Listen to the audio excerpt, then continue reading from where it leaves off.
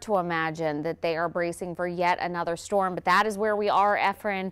And as far as how it's going to affect us here in the Midlands, what are your thoughts on that?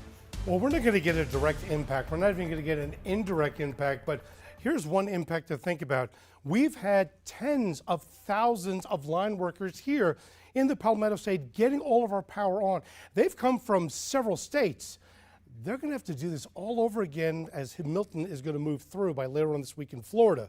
That's, you got to give it up to a lot of these line workers that are helping us and their own communities. But nevertheless, Milton, Category 5 hurricane, winds 180 gusting to 220.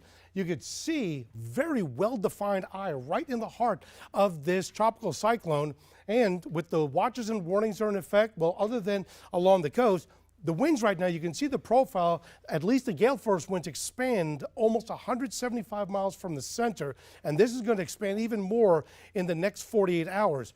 Hurricane warnings in effect for the west, a good portion of the west coast of Florida from Fort Myers all the way up to Cedar Key. Hurricane warnings extend through the center part of Florida, and then hurricane watches from Jacksonville just to the south of Fort Pierce, Florida.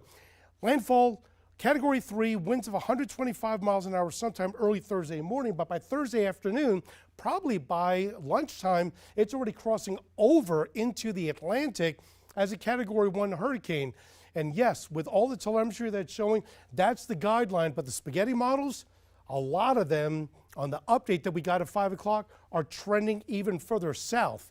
So this may shift again at either 8 o'clock or even sooner than that, for a trajectory that'll push it even farther south. Regardless of its position now or in the next coming hours, South Carolina is now under a tropical storm watch. That's for the low country, coastal, and coastal inland now through Thursday afternoon. Storm surge watches are also in effect for portions of the low country until Thursday afternoon. Absolutely nothing for the Midlands at this time. So just keep that in mind. Our weather right now,